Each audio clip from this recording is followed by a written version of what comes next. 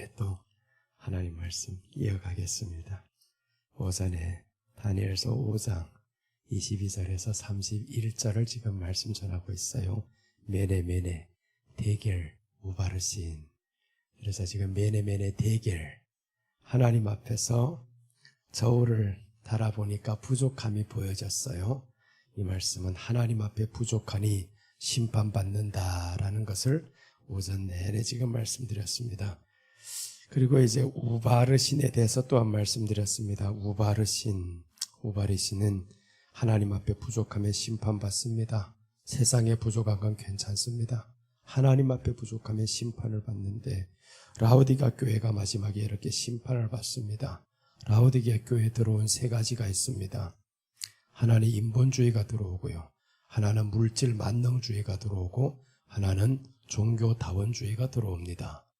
그래서 이 말씀을 해석하면 3장 15절에서 나오는 말씀인데, 라오디게아 민중이 소리를 듣다라는 것은 인본주의입니다. 민주주의, 사람의 말이 이제 들리기 시작합니다. 민주주의가 들어왔어요. 나는 이제 부족하지 않다라고 합니다. 모든 것을 다 가졌으니 부족하지 않다. 물질 만능주의가 들어옵니다. 돈만 있으면 다 될 것 같아요. 이게 바로 교회 안에 들어왔습니다. 그리고 이제 여기에는 종교다원주의가 들어옵니다. 두 물이 섞입니다. 저 위에 찬물과 뜨거운 물이 섞이기를 시작했어요. 그래서 하나님은 라오디게아 교회를 향해서 뭐라고 말씀하냐면, 너희가 차든지 뜨겁든지 하기를 원하노라 라고 합니다. 두 물이 섞이면 안 됩니다. 차든지 뜨겁든지 하라는 거예요. 그 말씀은 신앙의 차가운 상태를 말하는 게 아닙니다. 섞이지 말라는 것이 여기에는 주제입니다. 섞이면 안 된다. 그래서 하나님이 말씀하죠. 미지근하면 내가 토하여 내치리라 라고 합니다. 어떻게 할 때 미지근합니까? 찬물하고 뜨거운 물이 섞이면 미지근합니다. 그래서 두 물이 섞인다라는 것은 하나님의 말씀과 세상의 말씀들이 섞여지면 그런 미지근해진다, 하나님이 토하여 내친다라는 거죠. 그래서 다니엘이 보면 섞이지 않으려고 이 사람은 몸부림쳤던 사람입니다. 이 악한 것들은요, 우리가 바벨론의 역사를 보면 알 수가 있어요. 포로로 잡아왔는데 보니까 다니엘이 너무 총명한 거예요. 이 사람을 보니까 괜찮아요. 지혜가 있어요. 친구들도 보니까 괜찮아요. 그랬더니 이 사람들이 하는 것이 뭐냐 하면 바벨론의 문화를 주입시킵니다. 문화를 배우게 만들어요. 그리고 바벨론의 식습관으로 바꿔줍니다. 이러기 시작하면 뭐냐 하면 바벨론의 식습관이라는 것은 성경대로의 식습관은 그렇지를 않아요. 바벨론은 육식의 문화란 말이에요. 이 육식의 문화로 확 바꿔주는데 성경의 문화는 채식의 문화입니다. 채식이 더욱 위주로 가게 되는데, 그런데 이게 바꿔줍니다. 그게 한번 맛을 들이고 보면 그때부터는 더 좋아지는 거예요. 그럼 이제 성경에서 그래 이 사람들 보면 다니엘서 1장 8절에서 그걸 거절하면서 물과 채식을 달라고 하잖아요. 물과 채소만 달라. 이것을 요구하는 겁니다. 그럼 이 말씀은 뭐냐면, 그럼 물과 채소만 먹어야 되는 이 뜻이 아닌 거예요. 바벨론의 문화와 바벨론의 식습관 다 받아들이지 않겠다, 그 말인 거예요. 바벨론의 것을 받아들이면 안 됩니다. 그럼 이 말을 오늘날의 교회로 하면 뭐냐 하면, 세상에서의 이 모든 문화가 교회 안에 들어오면 안 된다라는 거예요. 교회 안에 들어오면 그럼 이것이 두 물이 섞여질 수밖에 없습니다. 하나님의 말씀과 세상의 문화가 섞여지면 그럼 미지근하여서 하나님의 역사는 있을 수가 없어요. 토해버린다라는 겁니다. 그게 인본주의가 들어오는 거죠. 인본주의가 들어오기 시작하면 하나님의 말씀을 약화시킵니다. 사람이 주인이 되는 거예요.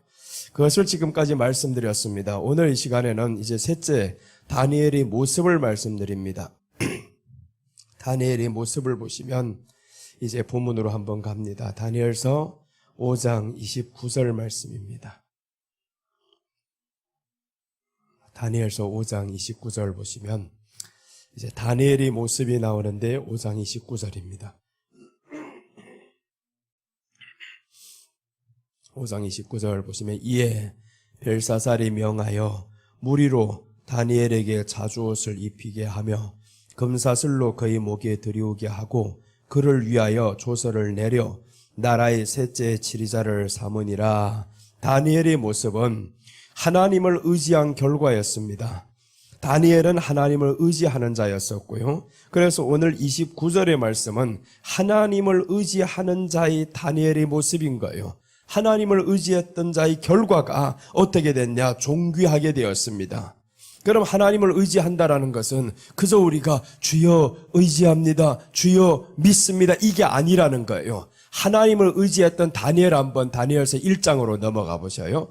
다니엘서 1장 4절. 자, 다니엘서 1장 4절 가보시면 세상은요, 우리가 빠지지 못하도록 저들에게 들어갈 수 있도록 이렇게 만들어줍니다. 자꾸 피하지 못하게 인정사정으로. 자, 4절 보시면 곧 흠이 없고 아름다우며 모든 재주를 통달하며 지식이 구비하며 학문에 익숙하여 왕궁에 모실 만한 소년을 데려오라 오게 하였고 그들에게 갈대아 사람들이 학문과 방언을 가르치게 하였고. 자, 보세요. 여기에서 재주가 있습니다. 아름다우며 통달하며 지식이 구비하며, 그러니까 모든 지식을 다 갖췄습니다. 성경에 대한 지식을 갖췄었고요. 율법에 대한 지식을 갖췄었고, 아름답다라는 건 인물이 잘생긴 것을 의미하는 게 아닙니다. 성경에서 남자를 아름답다고 하는 건 없습니다. 여자를 아름답다 그러지. 그런데 남자를 보니까 아름답다라는 것은 신앙이 좋다 이 말인 거예요. 신앙이 좋은 사람들 불러들인 거예요. 지금 불러들여서 뭘 하냐? 그들에게 갈대아 사람의 학문과 방언을 가르치게 하고, 갈대아 사람이라는 것은 바벨론의 문화와 학문을 가르쳐라는 거예요. 그럼 좋죠 이거. 와, 세상의 문화 배우게 된다. 더 많이 알면 좋지. 거절할 수 없게 만들었습니다. 갈대아 사람의 학문과 방언을 가르치게 하고, 그 다음에 5절 보시면 또 왕이 지정하여 자기 진미와 자기 마시는 포도주에서 그들의 날마다 쓸 것을 주어 3년을 기르게 하였으니 이는 그 후에 그들로 왕의 앞에 모셔서게 함이었더라. 자, 보세요. 이제 왕이 쓰는 모든 최고의 것으로 저들을 3년 동안 이렇게 먹이게 한다라는 겁니다. 3년이라는 숫자는 예수님이 제자들을 양육하는 숫자하고 똑같은 숫자입니다. 그럼 3년 동안을 세상 것으로 먹고 왕이 주는 것을 먹고 하니까 너무 익숙해지면 그럼 왕이 하는 말에 거절할 수가 없어요. 세상 것으로부터 배부림 받은 사람인데 왕이 말하는 것에 대해 거절합니까? 못하는 거죠. 그러니까 오늘 여기에서 3년 동안 저희들에게 먹을 것 주라, 쓸 것을 주라, 이렇게 하는 목적이 있습니다. 왜 그럼 3년을 그렇게 하라고 했겠냐? 7절입니다. 이제 뒤에 6절을 보시면 목적이 여기에서 나옵니다. 이것 때문에 지금 잘해주는 거예요. 갈대아 사람의 학문을 가르치고 방언을 가르치고 저기에게 맛있는 걸 먹여주고 입혀주고 자게 하고. 6절 보시면 그들 중에 유다 자손 곧 다니엘과 하나냐와 미사엘과 아사랴가 있더니 황관장이 그들의 이름을 고쳐 다니엘은 벨드사살이라 하고 하나냐는 사드락이라 하고 미사엘은 메삭이라 하고 아사랴는 아벳느고라 하였더라. 자, 이제 이름을 고쳐준다라는 겁니다. 목적은 뭐냐? 3년 동안 네가 이렇게 하면 이름을 고쳐준다라는 겁니다. 이제는 다니엘이 아니다, 벨드사살이다라는 건 벨이 너희 하나님이다라는 거죠. 벨이 너를 이끌어간다라는 겁니다. 신앙의 대상이 바뀌어집니다. 자, 여기에서 보면 보세요. 신앙의 대상이 어떻게 바뀌어지냐? 세상의 문화가 들어와 버리면 신앙의 대상이 바뀌어지는데도 모릅니다. 내가 바뀌어졌는지도 몰라요. 지금 바뀌어졌는데도 이 사람들은 모르고 있으면 안 된다. 3년 동안 계속 먹고 자고 해봐봐요. 바뀌지 그게. 예수님의 제자들이 3년 동안 저희들을 먹고 가르치니까 어떤 일이 일어나냐 하면 어부인 이 사람들이 그때 예수님을 위해서 죽겠습니다라고 하는 거예요. 더 보더니 주는 그리스도시오라고 하는 겁니다. 자, 보세요. 모르던 사람들인데 3년을 같이 따라다니다 보니까 주는 그리스도시오라고 하고 십자가 지는 그 밑에까지 따라가는 거예요. 그리고 3년 동안 배웠던 이것이 비록 한순간에 무너졌어도 예수님이 다시 찾아가니까 회복이 되잖아요. 자, 그럼 이것을 세상의 문화로 생각해 보세요. 3년 동안을 먹고 저희들의 것을 쓰고 학문을 배웠고 하면 다시 끊었다고 해도요, 또다시 생각납니다. 바로 회복이 됩니다. 그래서 우리가 세상 것 끊기 어렵다라는 겁니다. 세상 것 너무 오래 먹고 오래 보고 했던 사람들은 세상 것이 끊어지기 너무나 힘들어요. 그래서 사도 바울이 했던 말씀은 내가 그리스도를 아는 지식이 가장 고상함이라 라고 하면서 내게 있는 모든 것을 배설물로 여긴다라는 겁니다. 이제는 배설물로 여긴다. 근데 그게 그렇게 쉽냐고요. 또다시 필요한 것들이 생기는데 또다시 주워오는 거지. 사도 바울은 주워오지 않았어요. 왜 그러냐 하면 예수님을 아는 지식이 가장 고상함이라는 이 지식이 확고하게 들어왔거든요. 그래서 우리가 하나님의 말씀에 대한 지식이 우리 안에 들어와서 채워져야만이 세상의 지식을 눌러버리는 겁니다. 세상의 지식이 내게 가장 좋다고 생각합니다. 요즘 들어가지고 그 어떤 지식이 하나 있죠. 사람들마다 하고 싶어하는 그 사 들어가는 거. 그걸 자꾸 하려고 하는 겁니다. 해봐라. 하나님의 말씀의 지식이 최고인데 그것만을 위해서 노력하다 보면 구원을 주느냐. 그래서 오늘 세상의 학문을 가르치려고 합니다. 갈대아 사람의 학문과 방언을 가르치게 하였고 이것을 3년을 하라는 겁니다. 포도주를 먹이고 진미를 먹이고 자기 마시는 포도주 날마다 쓸 것을 주어 3년을 기르게 하고 이렇게 했는데 최종적으로 이름을 바꿔주라는 거죠. 이름을 바꿔주라. 여기까지 왔습니다. 이름 어떻게 해야 되냐 이제. 다니엘은 이때 이제 뒤에 하는 행동을 보면 8절에 보시면 다니엘은 뜻을 정하여 왕이 진미와 그의 마시는 포도주로 자기를 더럽히지 아니하리라 하고 자기를 더럽히지 않게 하기를 황관장에게 구하니 황관장이 다니엘로 황관장에게 은혜와 긍휼을 얻게 하신지라. 자, 다니엘이 이름은 여기에서는 벨드사살입니다. 그런데 다니엘이 뭐라고 말씀하냐면 다니엘은 뜻을 정하여서 이제 말하는 겁니다. 나는 벨드사살이 아니다. 나는 다니엘이다. 뜻을 정해서 하나님이 주신 이 이름 다니엘이다. 세상에 그 이름 받을 수 없다. 이 다니엘이란 이름을 끝까지 지키는데 이렇게 지키려면 뭐를 거절해야 되냐? 세상이 주는 학문을 거절해야 됩니다. 세상이 주는 진미를 거절해야 되는 거예요. 그래야 내 이름을 지킬 수 있는 겁니다. 세상의 것이 다 들어와 놓고 내 이름을 지킨다고요? 라오디게아 교회는 다 들어와 버렸습니다. 그러니까 라오디게아 교회는 칭찬이 없잖아요. 7교회 중에서 두아디라 교회도 칭찬이 있습니다. 그렇게 타락한 중세교회도 칭찬이 있었어요. 그런데 마지막 이 시대 교회는 칭찬이 없습니다. 왜 없느냐? 교회 안에 두 물이 들어왔거든요. 찬물하고 뜨거운 물이 섞여져 버렸습니다. 세상의 문화와 교회의 문화가 섞여져 버렸다라는 거예요. 그러니까 사람이 눈치만 보고 있지. 그럼 섞이면 죽습니다. 예수님이 말씀하죠. 내 입에서 너를 토하여 내치리라. 이건 죽이는 것보다 더 비참한 일입니다. 토하여 내치겠다. 두 물이 섞이면 안 됩니다. 세상의 문화가 우리를 자리 잡고 있으면 하나님의 말씀을 내가 믿는 데서 엄청난 방해거리가 되는 거예요. 이게 장애물이 됩니다. 그래서 세상의 문화가 우리 안에 들어오지 못하게 돼. 아이들 요즘에 과외하는 것 때문에 얼마나 바쁩니까? 아이들이 과외가 그렇게 중요하냐고요. 하나님의 말씀을 그렇게 가르쳐 봤냐고요. 세상의 문화, 갈대아인의 문화를 계속 가르치는 거예요. 이 세상의 문화를 계속 가르쳐. 온통 세상의 문화, 세상의 문화. 그러니까 아이들이 지금 믿음 생활 할 수 있는 애들이 몇 명이나 있나 보세요. 교회는 오지. 그러나 그들 안에 예수님이 있냐, 없냐고요. 있는 애들 없습니다. 진짜 있냐고요? 한번 물어보세요. 우리도 있는지 없는지 지금 헷갈릴 때가 있는데. 그런데 아이들이 그 믿음이 있다고 해서 세상의 문화를 그렇게 많이 들었는데 그 믿음이 들어갈 수가 없습니다. 모든 것은 비례합니다. 내가 고기를 많이 먹고 맨날 고기를 많이 먹으면 뚱뚱해질 수밖에 없고요. 야채를 많이 먹으면 계속 그게 익숙해져 가지고 그대로 유지될 수밖에 없어요. 무엇을 먹냐에 따라서 내가 어떤 사람이 되는 겁니다. 그러니까 우리는 하나님의 말씀을 많이 먹으면 그럼 하나님의 말씀에 더 익숙해지는 거예요. 그럼 세상 것이 들어왔을 때 이게 분별이 되는데 너 물러가 쉽게 이기는데 그런데 이런 것들이 들어오는 걸 거절하지를 못한다는. 근데 다니엘은 보세요. 거절하여. 야, 8절 그래서 기가 막힌 내용입니다. 다니엘은 뜻을 정하여 왕의 진미와 그의 마시는 포도주를 자기를 더럽히지 아니하리라 하고 자기를 더럽히지 않게 하기를 황관장에게 구하니 혼자만의 결정이 있을 수 있습니다. 그러나 그것을 사람들에게 고백하는 것 또한 쉽지 않습니다. 혼자만 내가 잘 믿으리라. 말씀만 사모하리라. 이게 사람을 내가 지금 이렇게 나에게 다가오는데 마음으로 하는 거다고 이제는 요청합니다. 황관장에게 나 더럽히지 않으랍니다. 왕이 주는 것 더러운 겁니다. 못 먹습니다. 이렇게 지금 요구한다라는 겁니다. 이거는 목숨 내걸어야 되는 일이죠. 왕이 너에게 호의를 베푸는데 네가 감히 이런 일을 할 수 있어? 죽음입니다.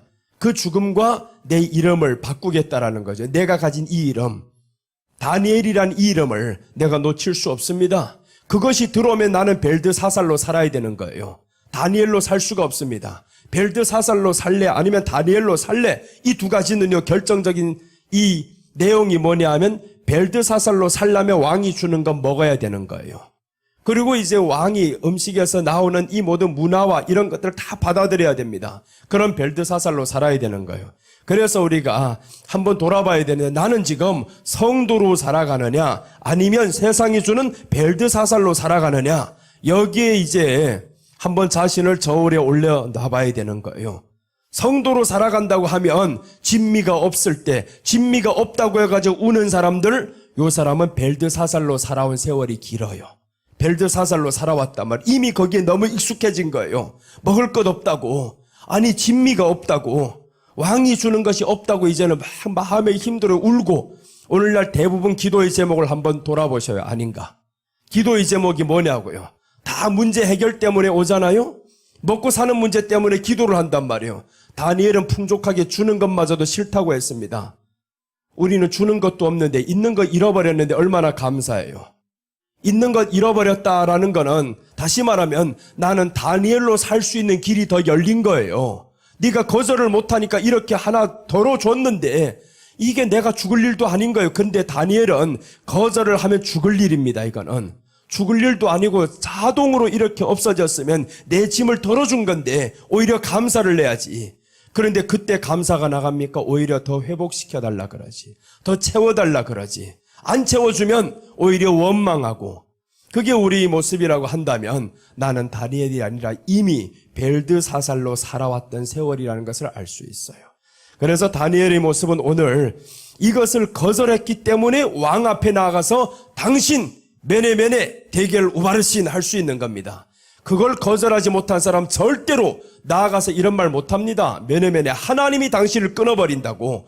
이 말씀은 누가 할 수 있냐? 거기에 관심을 두지 않은 사람, 세상의 것이 내게 들어오지 않은 사람, 그래야 두렵지 않은 거예요. 세상의 것이 들어오기 시작하면 그때부터는 두려움이 같이 들어옵니다. 두려움이라는 것이 존재하는 거예요. 아담이 첫 번째로 선악과를 먹고 났더니 세상의 것을 먹었잖아요. 말을 듣고 두려움이 들어왔잖아요. 두려움이 옵니다. 우리 마음에 자꾸 어떤 문제를 닥쳤을 때 두려움이 왔다라는 것은 내가 이미 너무 저기의 문화를 많이 들었구나라는 거죠. 근데 두려움은 언제 없냐면 그따위 거 들어보지 못한 사람은 두렵지도 않아요. 거절했던 사람 두렵지 않습니다. 하나님의 말씀만 이 사람은 먹기로 작심한 사람이에요. 그러니까 왕 앞에 섰을 때 왕을 향해서 책망할 수 있는 겁니다. 자, 오늘 다니엘의 모습은 하나님을 의지하는 자 존귀하게 됩니다. 그럼 다니엘이 존귀함만 우리는 봤었지 다니엘이 존귀하게 되기까지 거절했던 이런 순간들을 봤냐고요. 거절했던 이런 순간들이 있었기 때문에 존귀하게 되는 역사가 있습니다. 우리가 이 땅에서 언젠가는 천국을 가야 되는데 다니엘이 지금 존귀하게 되었더라, 셋째 치리자로 되었더라라는 것은 천국에서 우리가 누려야 할 왕권입니다. 이 왕권인데 그 왕권을 위해서 다니엘이 이 땅에서 뭐를 했냐? 이름을 지키기 위해서 목숨을 걸었다라는 겁니다. 그게 다니엘의 모습입니다. 이름을 지키기 위해서. 그래서 우리에게 부어주신 그리스도인이라는 이 엄청난 축복, 성도라는 이름, 이 이름을 우리는 지키기에 힘을 써야 됩니다. 그 이름을 지키려고 날마다 힘을 쓰고, 그래서 다니엘은 최종적으로는 바벨론 문화에 빠지지 않았습니다. 바벨론 문화에 빠지지 않았다. 그래서 우리가 세상의 문화에 너무 빠지면 안 됩니다. 세상의 문화에 자꾸 빠지다 보면 익숙해져서 너무 편한 거예요. 너무 편해. 물론 이제 좋은 게 들어오면 더 좋지. 더 편하고 더 편하고. 그러니 거기에 익숙해지면요, 그런 것만 보입니다. 그런 것만 보이기 시작하고, 아니 어제는 뭘 먹었는데 오늘 왜 이런 거 줘? 이러고 있어요. 뭐를 먹으면 어떤데요? 채식을 먹으면 어떻고, 육식을 먹으면 어떻고, 못 먹으면 어떻고. 이렇게 해도 아무런 개의치 말아야 되는데, 근데 그렇지 않은 거예요. 내가 누군데? 이렇게 되어버린다는, 이게 바로 벌써 바벨론의 문화가 들어왔다라는 거예요. 바벨론의 문화가 들어오지 않은 이 다니엘은 존귀하게 됩니다. 그래서 오늘 여기에서 보면 29절에서 벨사살이 명하여 무리로 다니엘에게 자주옷을 입히게 하며 금사슬로 그의 목에 들이오게 하고 그를 위하여 조서를 내려 나라와 셋째 치리자를 삼으니라 라고 했습니다. 나라와 셋째 치리자를 삼으니라. 바벨론 문화에 빠져들지 않은 이 다니엘, 결국에 셋째 치리자가 됩니다. 우리가 세상의 문화에 빠져들지 않으면, 그러면 하나님의 나라에서 치리자로, 통치자로 살아가게 됩니다. 세상의 문화에 빠져들지 맙시다. 한번 빠져들었다 하면 조금씩 이제는 발을 빼야 됩니다. 그 발 빼는 과정이 이스라엘이 400년 동안, 40년 동안 광야에서의 삶인 거예요. 광야에서의 삶을 40년 동안 사는데 400년의 그 세월을 어찌 저기에서 다 뺄 수가 있습니까? 빠지지 않잖아요. 40년 동안 그 광야에서 살아가는데 계속 애굽을 생각하는 거예요. 애굽에 있을 때는 부추를 먹었는데, 파를 먹었는데, 마늘을 먹었는데, 참외를 먹었는데 이러고 있잖아요. 애굽의 걸 너무 먹었거든요. 그러니까 광야에 왔을 때 그게 자꾸 생각나는 거예요. 그래서 오늘 이 다니엘은 바빌론 포로로 잡혀갔을 때 거절해버리는 겁니다. 왕의 음식으로 진미로 나를 더럽히지 않겠습니다. 바벨론의 문화로 나를 더럽히지 않겠습니다. 세상의 문화는 우리를 더럽히는 겁니다. 성경은 이렇게 말씀을 더럽히는 거예요. 그런데 세상의 문화가 없으면 마치 죽을 것처럼 생각합니다. 고졸이 뭘 하냐고, 중졸이 뭘 하냐고. 이렇게 오늘날에 다 자리 매김이 되어버렸잖아요. 고졸돼가지고 네가 뭐 할 수 있냐, 공부 못하면 뭘 하냐고 이렇게 말씀합니다. 성경에서는 공부 잘하라는 말은 없어요. 예수님 사랑하고 예수님 잘 믿으라는 말은 있습니다. 다니엘이 오늘 여기에서 공부 잘할 것 같으면 세상의 문화를 받아들여야 되는 거예요. 그래야만 이 사람이 여기에 석박사를 다 가지고 갈 수 있지. 그런데 다니엘은 거절합니다. 그렇게 출세할 수 있는, 공부 잘할 수 있고 여기에서 누릴 수 있는 것 포기를 해버리잖아요. 망할 것 같았죠. 오히려 망할 것 같은 이 현실이 더 잘되게 만들었습니다. 그래서 우리가 세상 것 조금 부족해도 괜찮습니다. 세상 것 조금 부족해도 예수님의 이름이 내게 있으면 결국 나는 치리자로 살게 될 겁니다. 그게 오늘 다니엘이 주는 교훈인 거예요. 너는 치리자로 될 것이다. 그러자면 나와 같이 바로 그 이름을 지켜라는 거예요. 그 이름, 너에게 주신 그 이름 다니엘, 벨드사사를 거절하고 다니엘이라는 이 이름을 지켜라는 거죠. 자, 이제 계시록 12장 1절 한번 보겠습니다. 계시록 12장 1절. 계시록 12장 1절은 마지막에 해 입은 여자가 마지막 때 이겨야 할 교회의 모습입니다. 이기는 교회의 모습인데 계시록 12장 1절 보시면 하늘에 큰 이적이 보이니 해를 입은 한 여자가 있는데 그 발 아래는 달이 있고 그 머리에는 12별의 면류관을 썼더라라고 했습니다. 해를 옷 입은 한 여자가 있었습니다. 여자는 교회를 의미합니다. 여자는 교회를 의미하는데 계시록 12장은 말세 교회를 의미하는 거예요. 말세 마지막 때의 교회가 해를 옷 입었다라는 거예요. 예수님으로 무장했다 그 말씀이죠. 마지막에 이 교회들이 예수님으로 무장한 교회들로 딱 나타난 거예요. 예수님으로 무장한 교회가 누구를 이기느냐? 달을 이겨버리잖아요. 달을 발 아래에다 둬버렸다. 달은 세상입니다. 햇빛으로부터 받아야 되는 이 달을 아예 확 밟아버렸잖아요. 세상을 이긴다 이 말씀이잖아요. 그러니까 예수님으로 옷 입은 이 교회들은 마지막에 이깁니다. 그리고 이제 나오는 말씀이 그 머리에는 12별의 면류관을 썼더라라고 말씀합니다. 12별의 면류관을 썼더라. 12별이라는 것은 무엇이냐 하면 별은 하늘에 다 붙어있는 게 별입니다. 12별이다라는 것은 성경에 말하는 온 세상의 교회를 의미하죠. 예수님의 옷으로 입고 예수님으로 충만한 교회들아, 이 교회들은 어떤 교회냐? 별이어야 됩니다. 별은 하늘에 있는 겁니다. 하늘에 붙어있는 게 별인데 계시록 9장에 보면 이 별이 떨어집니다. 별이 하늘에 있는 이 별이 큰 별이 떨어지는데 3분의 1이 같이 떨어집니다. 같이 바다에 떨어지는 거예요.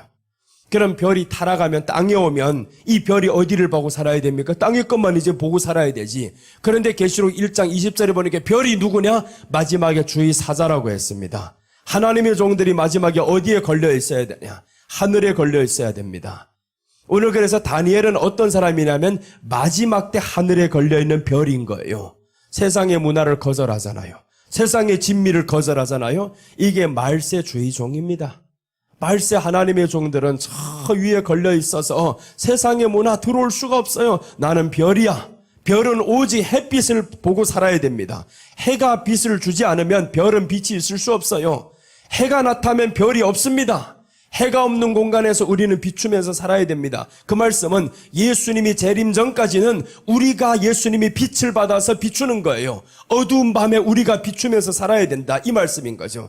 그 다음에 예수님이 딱 오면 별은 사라져 버리잖아요. 예수님 안으로 들어가 버리는 거예요.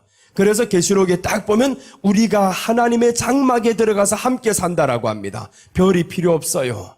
그래서 우리가 마지막 때는 별이 되어서 하늘에서 비춰주는 그 빛, 목사가 그래서 하늘에 딱 걸려 있어가지고 세상의 문화가 못 들어와, 떠나버려. 그래서 자기가 걸려 있어버리면 필요 없습니다. 세상에 이렇게 두려움이 없어. 나는 어차피 별인데 뭐. 하늘에서 별만 보고 이 별이 거기서 떠 있는데 하나님이 붙잡아 주셔야만 이 별이 떠 있는 거죠.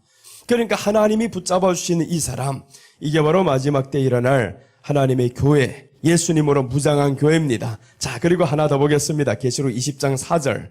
이 말씀 마친 다음에 이제 성경에 빼버린 장면들을 한번 봅니다. 성경의 내용들 빼버린 이 약한 것들이 이제 빼버리고도 모르는 거예요. 자, 계시록 20장 4절. 또 내가 보좌들을 보니 거기 앉은 자들이 있어 심판하는 권세를 받았더라. 또 내가 보니 예수님의 증거와 하나님의 말씀을 인하여 목배임을 받은 자의 영혼들과 또 짐승과 그의 우상에게 경배하지도 아니하고 이마와 손에 그의 표를 받지도 아니한 자들이 살아서 그리스도로 더불어 1000년 동안 왕노릇하리니. 자, 1000년 동안 왕노릇한다라는 것은 이제 다니엘입니다. 다니엘이 이 치리자가 되어가지고 세상 이 벨사살 왕이 죽으면서 그 죽기 전날에 바로 다니엘을 모든 치리자로 삼아버렸잖아요. 내가 죽을 판인데 왜 그 사람을 세워줍니까? 세상을 이긴 사람입니다. 세상을 이긴 이 믿음의 사람들이 받아야 할 축복인 거예요. 그래서 벨사살이 줄 수 없는 건데, 세상은 우리에게 줄 수 없는 건데 우리가 세상을 이겨버린다라는 거예요. 왜 이길 수 있냐? 벨사살을 두려워 안 하거든요. 하나님의 말씀만 먹으니까 벨사살이 두렵지 않아요. 세상이 두렵지 말아야 됩니다. 질병이 두렵지 말아야 되는 거예요. 그런데 자꾸 두렵다라는 것은 왜 두렵냐? 세상의 문화가 너무 들어왔거든요. 성경에 죽는 것은 축복입니다. 성경에서 죽는 것은 축복인데 세상의 문화는 죽는 것이 두려움입니다. 공포입니다. 그래서 우리가 성경만 보는 사람들은 성경에서 말하는 그 죽음은 우리에게 자는 것이구나. 예수님께서 말씀하잖아요. 자는 자여 라고 말씀을 하시고 자는 자를 깨우시는 모습. 성경에는 죽음이 전혀 두려움이 아닌 거예요. 죽음이 두렵지 않아요. 그런데 세상의 문화는 죽음이 두려운 겁니다. 아담이 죽는 게 복이었습니다. 아담은 하나님을 떠나서 죽는 것이 복이었어요. 죽어야만 이 사람이 새롭게 살 수가 있으니까 죽는 것이 복입니다. 그런데 세상의 문화가 너무 차 있다 보니까 죽는 것이 언제부터인가 두려움이 되어버렸습니다. 성령에 충만했던 초대교인들은요, 죽는 게 두렵지 않았습니다. 사자가 몰려오는데 죽는 게 두렵지 않았어요. 그게 왜 그러냐? 하늘의 문화만 받았거든요. 세상의 문화를 다 버리고 성령에 충만한 말씀만 계속 듣다 보니까 죽음이 두렵지 않아요. 죽음의 두려움은 사실 세상의 것이 내게 차 있어서 두려운 겁니다. 잃을 게 많은 사람은요, 두려운 게 많습니다. 잃을 게 없는 사람 두려울 게 없습니다. 세상이 그렇잖아요. 잃을 게 없어 보면 두렵지도 않아요. 잃을 게 많으면 말 한마디 하기가 조심스러워집니다. 잃을 것 없으면 두렵지도 않습니다. 마구잡이로 칠 수가 있습니다. 잃을 것 없는데 뭐 어차피 떠나봐야 한 사람이야. 이렇게 해버리면 두렵지도 않아요. 그런데 잃을 게 많으면 그때부터는 할 말을 제대로 못하는 거예요. 2번, 3번 생각하고 책망을 해야 됩니다. 하나님의 말씀으로 책망하는데 왜 내가 생각을 해야 되냐고요. 내가 생각할 이유가 없는 거예요. 있는 그대로 때려버리면 되는데 그거 재고 있습니다. 이렇게 치면 저 사람이 상처받겠고 이렇게 치면 저기가 상처받겠고 이렇게 하다 보니까 사람의 생각으로 다 전하면 능력이 상실되고 변화 못 시킵니다. 사람을 변화시키는 것은 하나님의 말씀이 하는 거지 나의 설교가 하는 게 아니라는 거예요.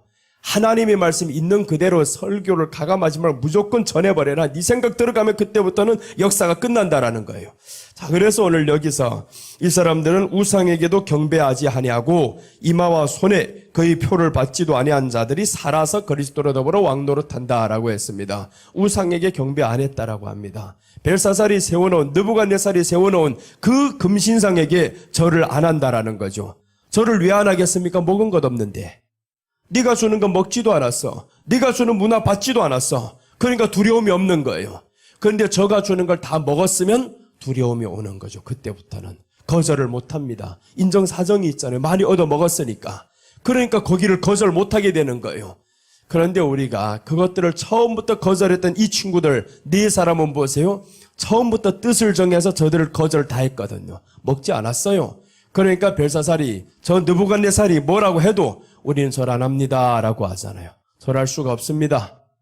불 속에 들어가도 좋습니다. 이렇게 나오는 거예요. 죽음 두렵지 않습니다. 그때 왜 그러냐? 죽음보다 더 위대한 것이 하나 있습니다.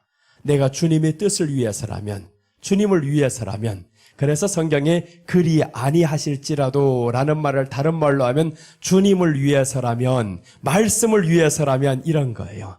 예수님을 위해서라면 그거죠. 그러니까 예수님을 위해서라면 죽음이 두렵지 않은 거예요. 예수님이 우리를 향한 그 사랑이 로마서 5장 8절에서 말씀하죠. 로마서 5장이 아니라 빌립보서 5장 8절에서 하나님이 우리를 향한 그 사랑을 어떻게 확정하셨냐? 예수님을 죽이심으로 확정하셨느니라 라고 합니다. 우리를 향한 그 사랑을 아들을 죽임으로 확정했습니다. 내가 이 아들을 죽이는 것이 너희를 향한 사랑이다라는 거죠. 그래서 우리가 주님을 향한 사랑을 확증하는 것은 내 생명을 드리는 것입니다. 그래서 주님을 향한 사랑이 우리 안에 가득히 차면 죽음이 두렵지 않다라는 거예요. 빌립보서 5장 8절 한번 다 읽어 내려갑시다. 5장 8절 보시면 빌립보서입니다.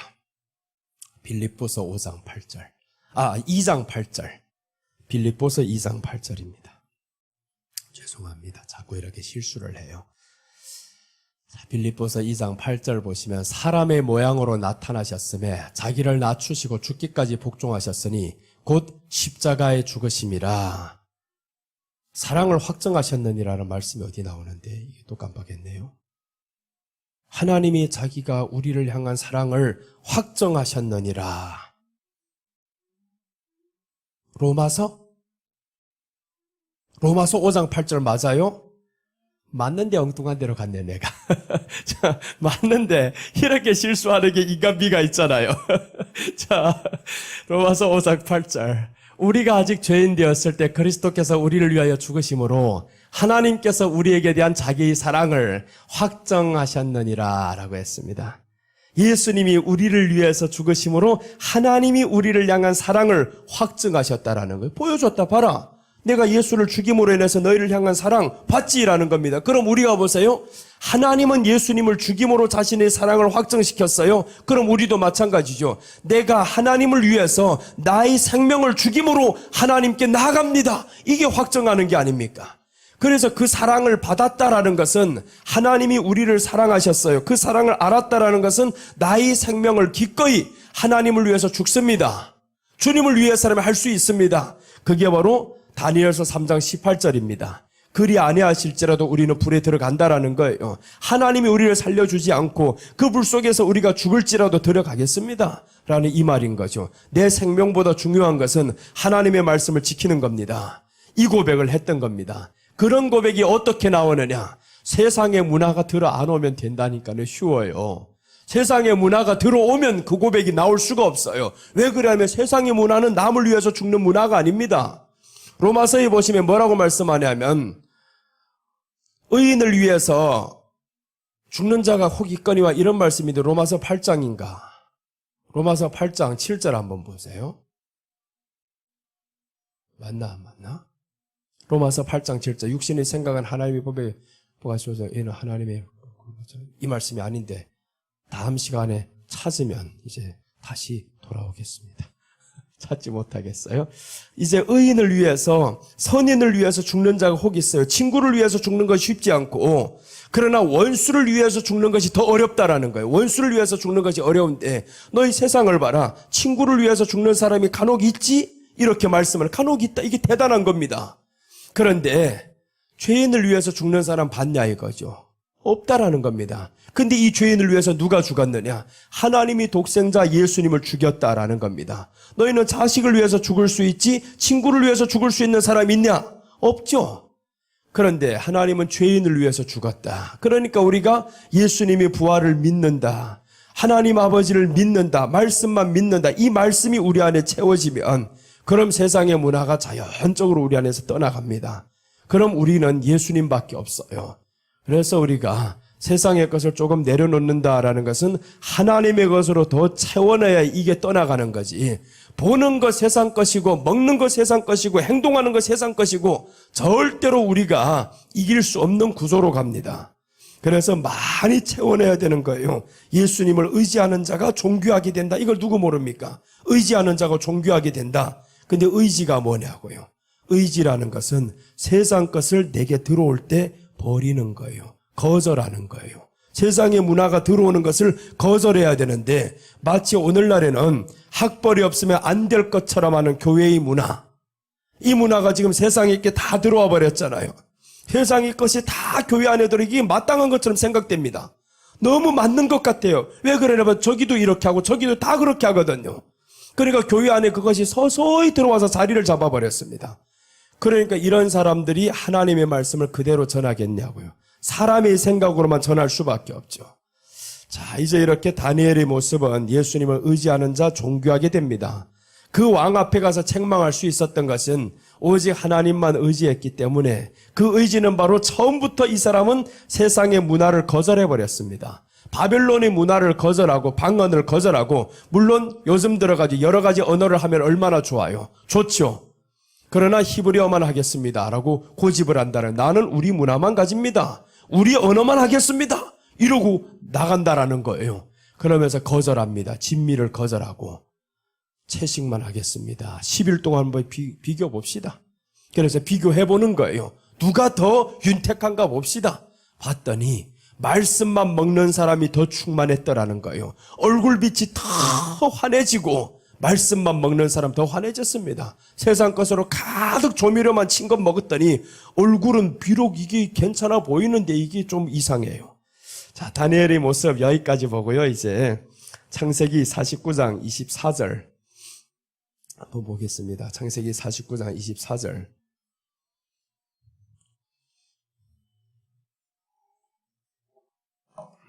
나는 이 성경만 고집하는 이유가 있습니다. 원장님이 준 성경이어서가 아닙니다. 이 성경만 고집하는 이유가 개역성경, 개역개정을 안 봅니다. 되도록이면 개역개정을 안 보고 어쩔 수 없이 그래서 개역개정을 볼 때는 있어요. 교회 안에 요즘에 성경들이 다 그거로 바뀌어가지고 누군가가 성경을 선물했는데 개역개정만 다 왔어요. 그러니까 다른 사람들 다 개역개정을 보고 성경의 어플들이 다 개역개정본이고 그래서 그걸 보는 것뿐이지. 그런데 이제 보세요. 창세기 49장 24절. 저기는 벌써 내가 딱 뭘 할지 아니까 이제는 저건 개정본입니다. 저거는. 그저 개역 한글이에요. 여러분들 보는 성경하고 저기를 딱 비춰가지고 같이 읽어봐봐요.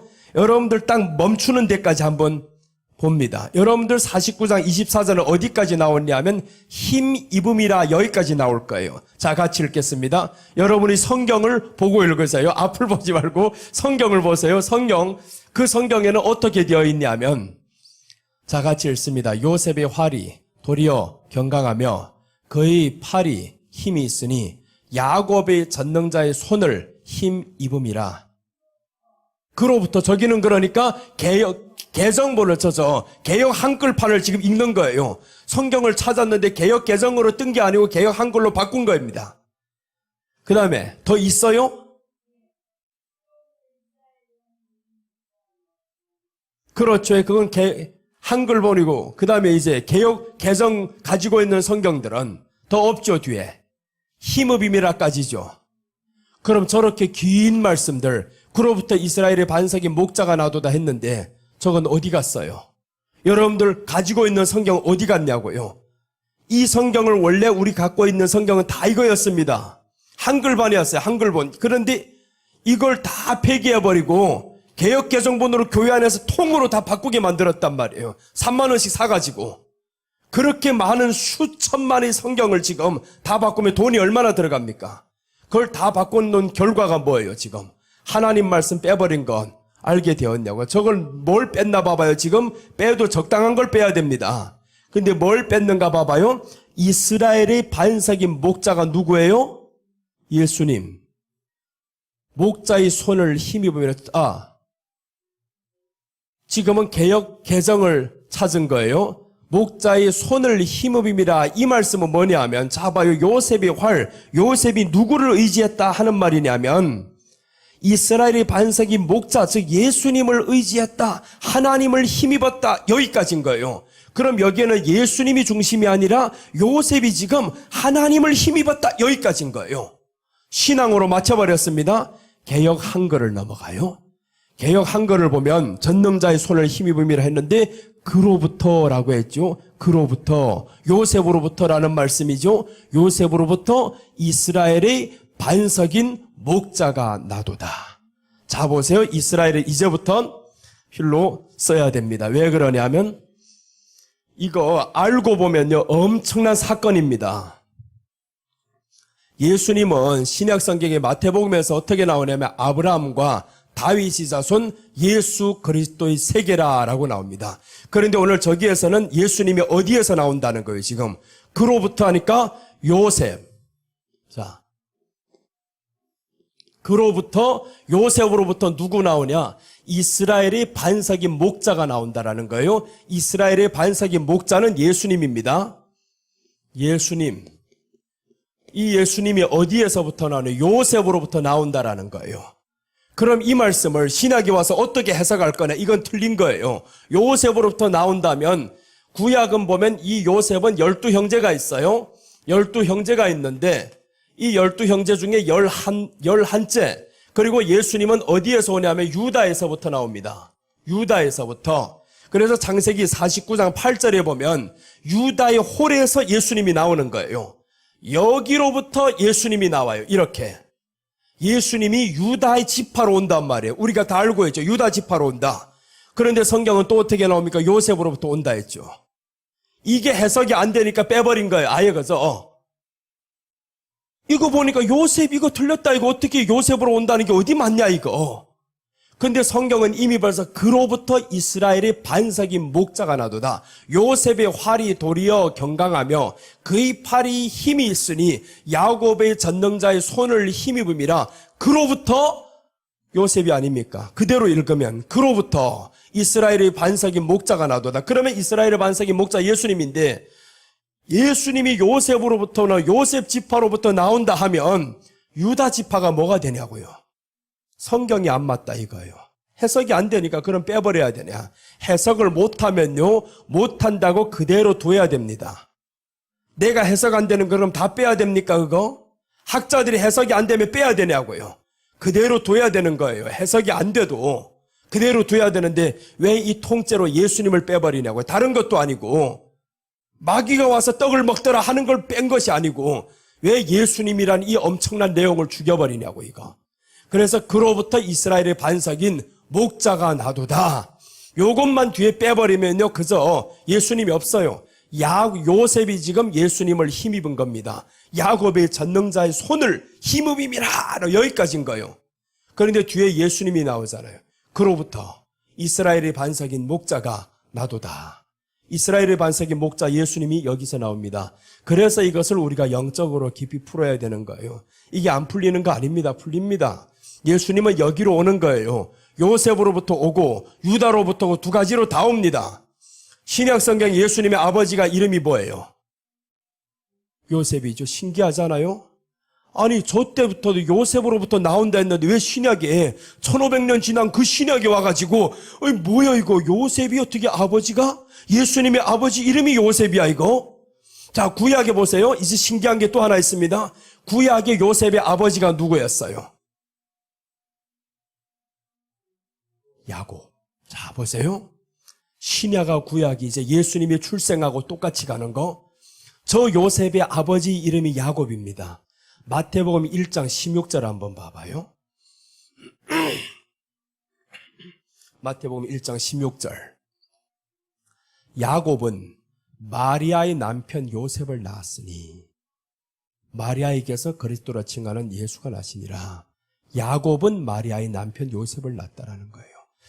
아니 1500년 지나 이렇게 거친 시간이 있는데 족보의 이름이 어떻게 1500년하고 1500년 후가 똑같이 갈 수 있냐고. 야곱하고 요셉하고 예수님까지 어떻게 3대가 똑같이 갈 수 있냐고요. 3대가 야곱이 요셉을 낳고 요셉이 예수님을 낳고 이렇게 된단 말이에요 지금. 근데 구약에서도 요셉의 아버지가 저희가 되는 거예요. 요셉의 아버지가 야곱인데, 자 이제 하나 더 들어갑니다. 요셉이 어떻게 되냐 하면 요셉이 두 아들이 있어요. 에브라임하고 므낫세 있는데, 에브라임하고 므낫세가 있는데 야곱이 축복할 때 보니까 아들을 같이 오라는 겁니다. 그러면서 이제 에브라임과 므낫세가 누구의 아들이 되냐면 요셉의 아들이 야곱의 아들로 바뀌는 거예요. 야곱의 아들로 바뀐다. 이것은 감춘 게 있다라는 거. 신약에서 무엇을 말씀하려고 이렇게 아버지가 상식도 없는 이런 행동을 하냐고요. 내게는 아들이 11인데 저 아들이 지금 애굽에 팔려가가지고 그렇게 고생하면서 두 아들이 위로자인데 그 아들을 빼앗아요. 이거 상식 없는 행동이지. 그게 무엇을 의미할까라는 거죠. 구약으로만 보면 이게 아무런 뭔 이런 내용이 다 있어. 12지파를 채우기 위해서 그런 게 아닙니다. 자, 요셉은 보세요. 두 아들을 빼앗기는데 가만히 있어요. 구약 성경에서 두 아들을 아버지에게 빼앗깁니다. 아버지의 아들이 되는 거예요. 신약에 와서 놀라운 사건이 나옵니다. 신약에 와서 이 요셉의 아들이 이제 이 요셉이 오는데 예수님이 누구의 아들이라 그래요? 한 번도 요셉의 아들이라고 안 합니다. 하나님의 아들이라고 하는 거예요. 하나님의 아들. 그래서 여기에서는 구약 성경 안에서 감추인 것은 신약에 오실 이 예수님이 예수님으로 이 요셉의 아들로 오는데 하나님의 아들이 될 것을 미리 말씀하는 겁니다. 여기에 혈통도 맞고 여기에 혈통 맞아요. 요셉의 혈통으로도 오는 것이고 유다의 혈통으로도 오는 겁니다. 두 가지가 다 맞아요. 왜 그러냐면 성경은 예수님은 두 가지 성품이 있어요. 하나는 인성이 있고 하나는 신성이 있습니다. 신성과 인성을 같이 겸하신 분이란 말이에요. 그래서 완전한 사람으로 오시고 완전한 하나님으로 오시는 거예요. 그럼 여기에서 유다 지파는 무엇을 의미하냐? 유다 지파는 완전한 사람으로 오심을 의미합니다. 이 계보를 타고 정확히 왔잖아요. 다윗이 자손 예수여 완전한 사람으로 오시고 요셉은요 끊겨버립니다. 요셉은 구약 성경 안에서 끊겨버렸어요. 족보도 없습니다. 요셉은 12지파도 아닙니다. 끊겨버렸는데 이제 예수님이 나온다라는 겁니다. 이것은 무슨 계보를 말하냐면 영의 계보를 의미합니다. 영적으로 로마서 1장 3절 한번 보셔요. 예수님이 두 가지 혈통으로 오신다라는 걸 말씀합니다. 로마서 1장 3절 보시면 이 아들로 말하면 육신으로는 다윗의 혈통에서 나셨고 육신으로는 다윗의 혈통이 어디요? 유다의 지파죠. 유다 지파에서 나왔고 두 가지 혈통을 말합니다. 지금 자 이제 4절 성결의 영으로는 죽은 자 가운데서 부활하여 능력으로 하나님의 아들로 인정되셨으니 곧 우리 주 예수 그리스도라. 성결의 영으로 또한 났다는 성결의 영으로. 그래서 마리아에게 잉태될 때 어떻게 잉태되는 거예요? 성령으로 잉태되었다. 이것은 성결의 영으로 영적인 계보를 통해서 오는데 누가복음과 마태복음의 계보가 그래서 두 가지가 나오는 거예요. 마태복음의 계보는 여기 계보입니다. 유다 지파의 계보. 그래서 육신의 혈통으로는 마태복음에서 보니까 유다 지파로 왔어요. 그런데 누가복음의 계보는 3장에서는 여기 계보입니다. 요셉의 계보를 통해서 어디까지 올라가냐 하면 하나님께로 올라가는 거예요. 그래서 구약성경 안에 요셉의 아들, 이 요셉의 아들 므낫세하고 에브라임이 아버지의 아들이 되어버렸잖아요. 아버지 관계가 회복이 돼서 요셉을 통해서 너희 아들을 줌으로 인해 가지고 이제는 이게 관계가 뛰어넘겨졌다라는 겁니다. 그럼 이제 여기에서 조금 깨어야 되는데 누가복음 3장을 한번 봅니다. 3장 23절과 38절을 보시면 누가복음 3장 23절 보시면 예수께서 가르치심을 시작하실 때에 30세쯤 되시니라 사람들이 아는 대로는 요셉의 아들이니 요셉의 이상은 헬리오라고 했습니다. 자, 누가복음에서는 조금 마태복음하고 다른 것을 알아야 됩니다. 마태복음에서 우리가 1장 16절 봤을 때는 요셉의 아버지가 누구였어요? 야곱이었죠. 누가복음에서는 어떻게 말씀합니까? 야곱이 아니죠. 헬리죠. 성경이 틀렸냐고요, 이게. 틀린 기록이 아닙니다. 맞습니다. 틀려서 그런 게 아니에요. 여기는 영적인 계보를 통해서 간다라는 거. 그래서 여기는 육적인 계보를 통해서 가고 여기는 영적인 계보를 통해 간다라는 것은 장자가 들어갑니다. 장자가 여기를 통해서 들어가는 계보인 거예요. 요셉은 장자입니다. 그 말씀이 어디에 나오나요? 요셉은 실상은 장자라고 나와요. 여기는 장자가 아닙니다. 장자가 아니고 요셉이 장자인 거예요. 그럼 이렇게 말합니다. 아니 요셉이 11번째인데 어떻게 장자가 되냐고요. 성경에서 요셉을 장자라고 말씀을 했어요. 요셉이 장자입니다. 그건 이제 잠시 후에 찾아보고 여기에서 보니까 요셉의 이상은 헬리오라는 이상은 아버지라는 말씀이죠. 요셉의 아버지는 헬리오. 마태복음에서 요셉의 아버지는 야곱이요. 그러면 요셉에게 두 아버지가 있는 거예요. 야곱입니까? 헬리입니까? 어딘 거예요? 헷갈리죠? 그래서 성경이 재미있는 거예요, 이게. 영적인 계보와 육적인 계보가 나뉘어지는 것을 딱 보면 알린다라는 거예요. 성경에 어디에서 나오냐면 구약에 보면 이런 내용이 나와요. 유다가 며느리하고 이렇게 아이를 낳죠. 유다가 며느리하고 아이를 낳았으면 그 아들이 유다의 씨를 통해서 나온 거란 말이에요. 그러면 이게 유다의 아들이면서 사실 어디로 들어가야 되냐면 아니 이 며느리는 지금 저기로 가야 되는데 내 아들이건데 그런데 유다가 지금 아들을 낳아버렸어요. 내 씨가 지금 들어갔어? 하나님의 혈통이 보세요. 인간적인 원래 남편을 통해서 가야 될 이 혈통인데 유다가 직접 개입이 됐다라는 거. 하나님의 혈통이 직접 사람에게 들어감을 의미하는 거예요. 하나님의 혈통이 성령으로 잉태될 것을 의미하는데 그러니까 유다의 그 누추한 이 모습만 보면 안 된다라는 거예요. 그 안에서 진짜로 숨겨져 있는 이 비밀을 보화를 캐내면 놀라운 사실이 있습니다. 하나님이 성육신할 예수님을 설명하기 위해서 구약이 이렇게 감추어 놨구나라는 거죠. 그래서 구약을 우리가 알아야 신약의 예수님이 탄생하신 이 비밀이 대단함을 알 수가 있어요. 자, 여기에서 헬리라는 것은 누구냐 하면 이스라엘에는 계대 결혼이라는 게 있습니다. 계대 결혼법이 있는데 성경에 이렇게 말씀합니다. 어떤 사람이 예수님께 찾아와요. 한 형제가 7명의 형제 집안이 있는데 첫째가 들어갔다가 죽었다라는 거예요. 그럼 둘째가 들어가서 또 죽었어요. 7이 다 들어갔는데 다 죽었어요. 누구의 아내가 되리까라고 합니다. 그럼 이 여자가 누구의 아내예요? 그 다음에 그 여자가 아이를 낳았어요. 아이를 낳으면 누구의 아들이 됩니까? 막내가 들어가서 아이를 낳으면요 큰 형의 아들이 되는 거예요.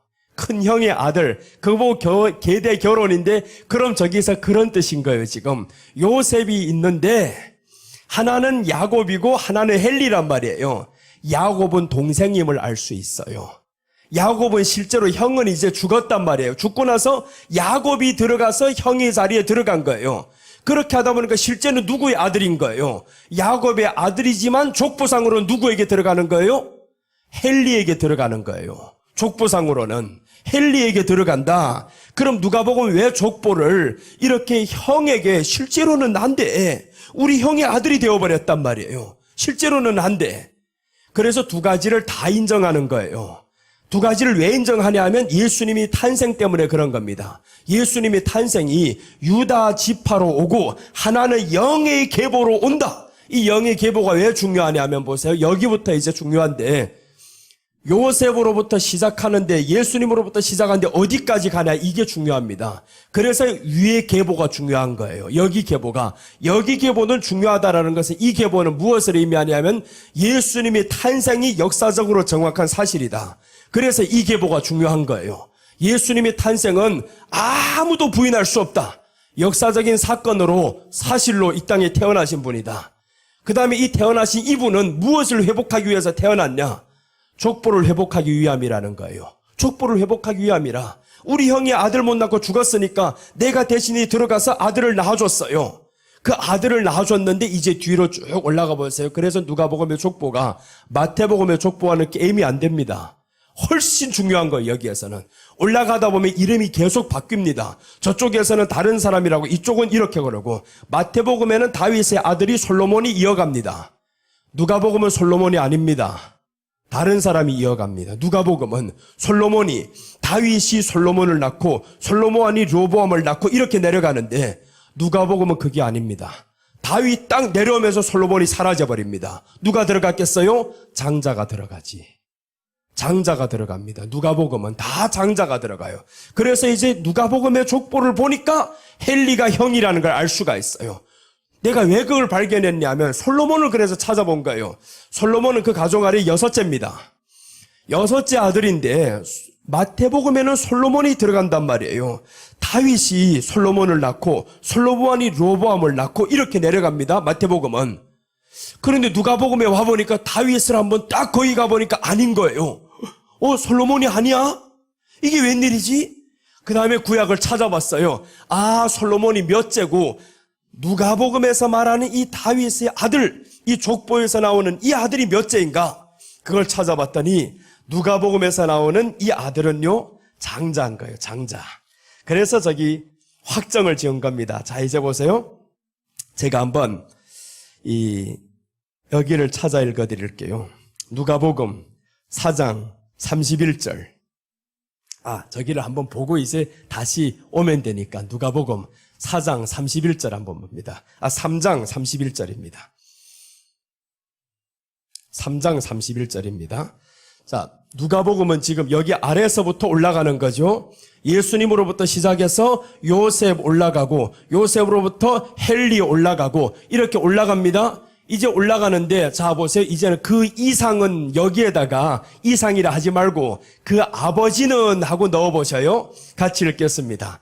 그 아버지는 멜레아요. 그 아버지는 멘나요. 그 아버지는 마따디아요. 그 아버지는 나단이요. 나단의 아버지는 누구예요?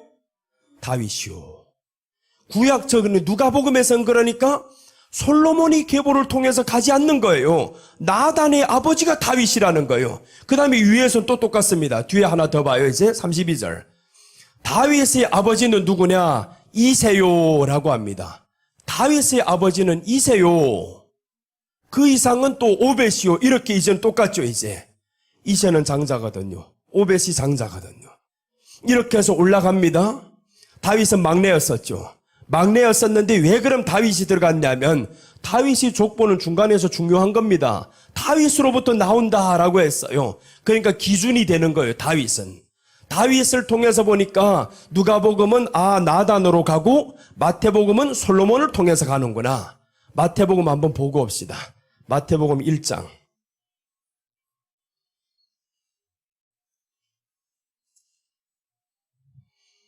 자, 마태복음 1장 6절입니다. 마태복음 1장 6절 보시면, 자, 마태복음 1장 6절 한번 같이 읽겠습니다. 1장 6절. 이새는 다윗 왕을 낳으니라. 다윗은 우리아의 아내에게서 솔로몬을 낳고, 솔로몬은 그 다음에 7절. 로보암을 낳고, 자, 됐어요? 이렇게 내려갔었죠, 이제. 다윗은 솔로몬을 낳고 솔로몬은 로보암을 낳고 솔로몬은 첫째가 아닙니다. 그런데 마태복음은 첫째든 뭐든 간에 중요한 게 아니에요. 실제로 들어갑니다. 실제로. 다윗의 사랑하는 마음이 어디에 있었냐? 솔로몬인 거예요. 이렇게 내려가는 겁니다. 족보를 통해서 왕의 계보를 통해서 내려가는 거고 누가복음은 아닙니다. 네가 사랑했던 말든 그건 중요하지 않다. 법이 어떻게 되어 있냐? 이게 중요한 거예요. 법이 어떻게 되었냐? 법은 장자의 것이다라는 거예요. 장자의 것으로 간다. 그래서 누가복음엔 장자의 것으로 흘러가는데 왜 그러면 누가복음에 그렇게 했느냐? 38절 한번 보면 기가 막힌 사건이 나옵니다. 38절 누가복음 3장 38절. 자, 그 아버지는 에노스요. 그 아버지는 셋이요. 셋의 아버지는 아담이요. 아담의 아버지는 누구예요? 하나님이요. 하나님이요. 이 말씀은 구약 성경에서는 하나님으로부터 끊어진 아담이에요. 죽었단 말이에요. 하나님을 아버지라 부를 수 없는 이 아담 이제 끊겼습니다. 그런데 예수님으로부터 시작한 이 족보가 하나님까지 연결이 되는 거예요. 하나님의 아버지가 되는 겁니다. 아담이 우리 장자입니다. 그래서 로마서에서 뭐라고 말씀하냐면 첫째 아담이라고 말씀하고 우리 장자란 말이에요. 이 장자가 끊어졌는데 장자의 명분이 회복이 된 겁니다. 예수님 때문에 장자의 명분이 회복이 되는 거예요. 이 엄청난 축복이 담겨 있죠. 그래서 오늘 여기에서 요셉으로부터 시작해가지고 여기는 예수님 저 하나님께로부터 올라간 거예요. 족보의 회복이다라는 거예요. 너희 영적인 족보의 회복, 즉 하나님과의 관계의 회복이라는 것은 이게 족보상으로는 우리가 하나님의 자녀인데 끊어졌단 말이에요. 죄로 인해서 끊어졌던 것을 예수님으로 인해서 확실하게 이제는 회복이 됐다. 그게 족보의 기록입니다. 여기는 회복되었다라는 선포를 하는 것이고요. 여기는 회복하러 오신 이 예수님이다. 약속하신 예수님이다라는 거예요. 마태복음에서는 그래서 다윗의 자손 예수의 이 말이 많은 거예요. 마태복음 안에 보면 고칠 때는 다 다윗의 자손 예수입니다. 이 예수님이 회복하러 왔다. 여기를. 하나님의 나라, 하나님의 자녀된 권세, 이것을 회복하러 오신 분인 거예요. 그래서 여기서 두 족보가 흘러내려가는데 구약 안에도 항상 이렇게 나옵니다. 두 계보를 흘러내려가는 거예요. 아브라함에게는 이스마엘이 있고 이삭이 있고 이렇게 두 가지로 흘러내려가잖아요. 이스마엘은 육에 속한 계보로 가버리고 이삭은 영의 계보로 흘러버리고 이삭 안에서도 또 둘로 내려갑니다. 이삭으로 안에 보면 야곱으로 내려가는 사람이 있고 에서로 내려가는 사람이 있고 두 가지로 가는데 예수님이 이 땅에 오실 때 두 가지 혈통으로 오신다라는 거예요. 영으로 오시고 육으로 오시고 확실하게 이 계보를 설명하기 위해서 이 계대 결혼법이라는 것을 설명합니다. 우리 결혼법으로 하면요 성경이 설명 안 됩니다. 예수님이 설명 안 되는 거예요. 그래서 이스라엘을 사용한 겁니다. 이스라엘 너희들은 계대 결혼법이 있지. 그 계대 결혼법은 하나님 예수님이 이 땅에 오실 것을 성육신할 것을 가장 잘 설명된 것이 계대 결혼법인 거예요. 그래서 법을 만들어도 하나님을 설득시킬 수 있고 하나님을 설명할 수 있는 법을 만드는데 그 이스라엘이 복을 못 받냐고요. 복 받을 수밖에 없죠.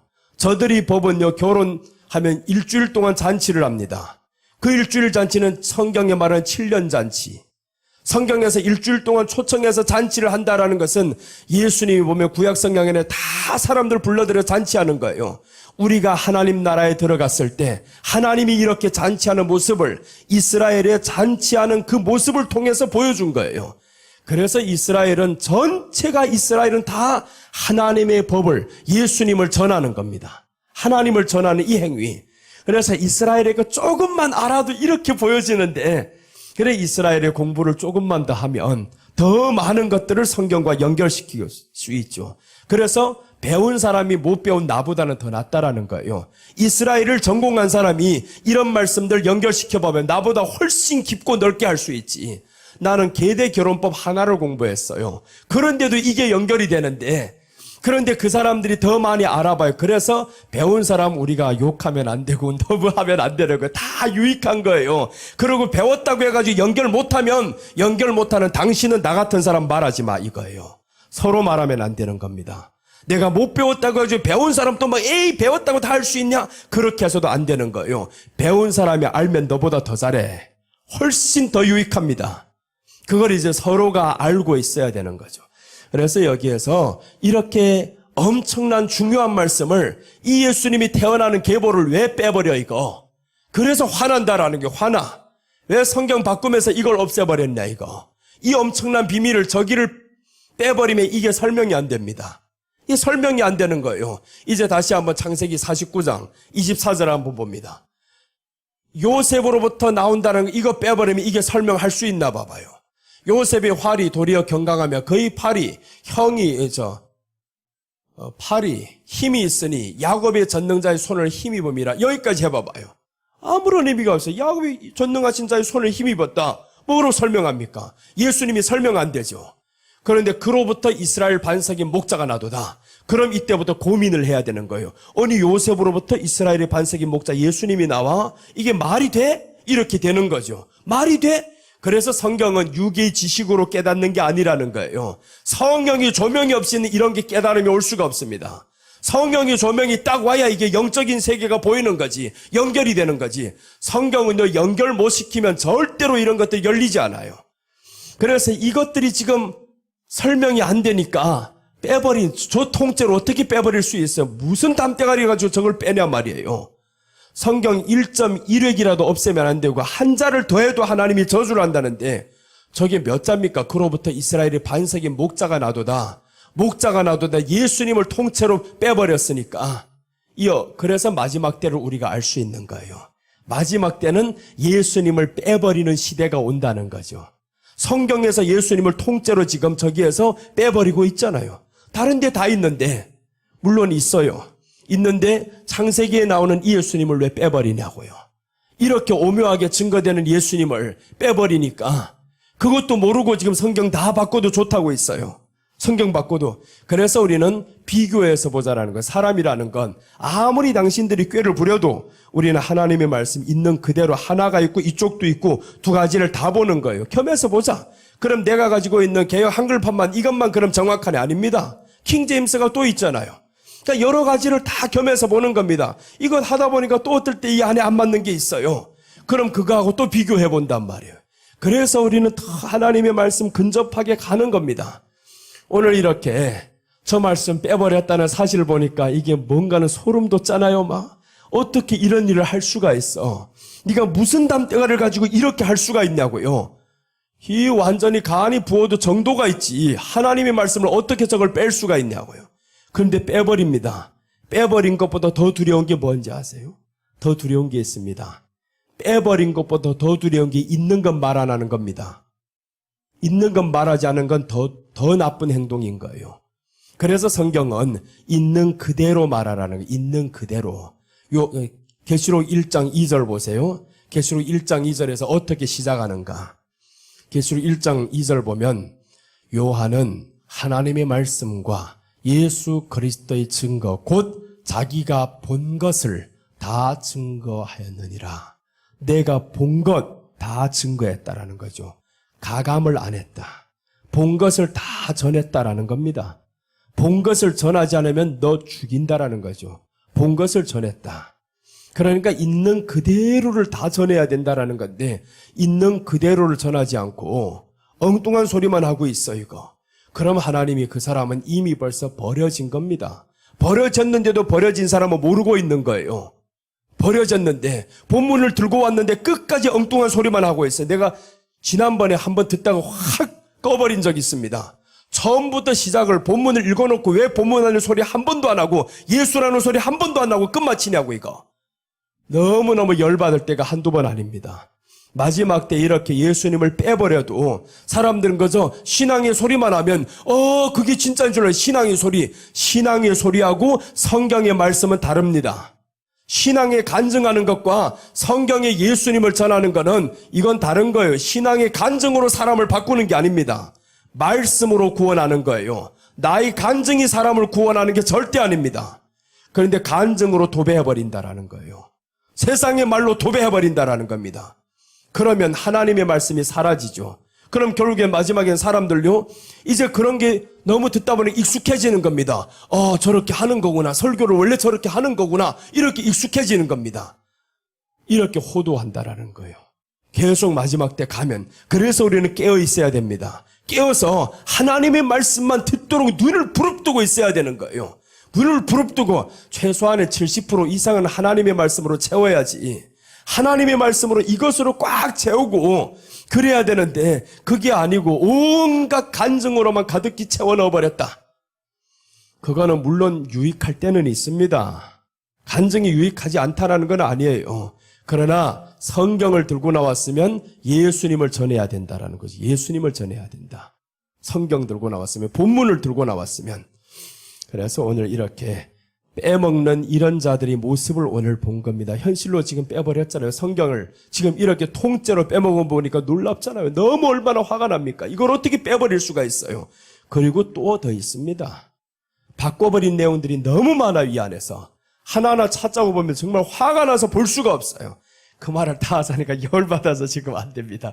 오늘 이것만 내가 전하면서 마음에 너무 열분이 나서 그래서 있는 그대로 전하자. 있는 그대로를 전하면요 사람들 듣기 싫어해요. 들을 수가 없습니다. 이런 소리를.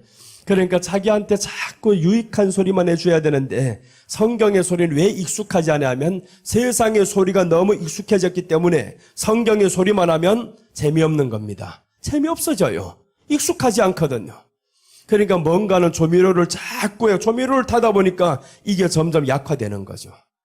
그래서 오늘 빼버린 이 모습, 다니엘의 모습은 근데 빼버리지 않았다라는 거. 오히려 조미료가 들어오는 세상의 문화 거절을 해버렸습니다. 거절을 한다라는 겁니다.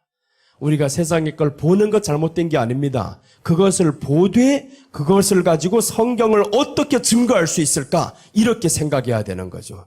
그걸 증거 못한다면 보는 게 의미가 없습니다. 시간 낭비가 되는 거예요.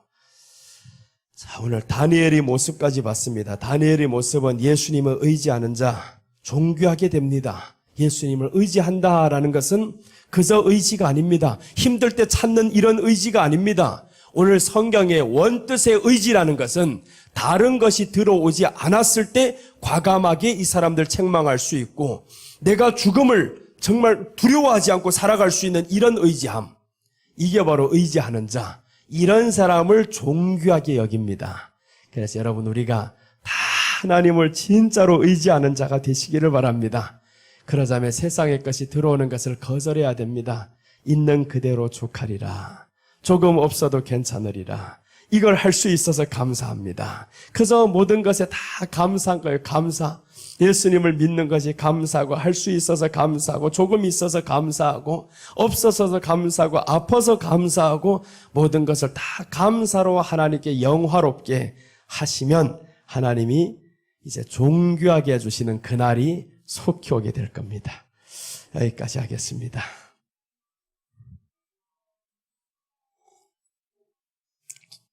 기도하고 준비한 예물을 드리고 마치겠습니다. 하나님 아버지 감사드립니다. 주님, 정말 두려운 세상에 살고 있습니다.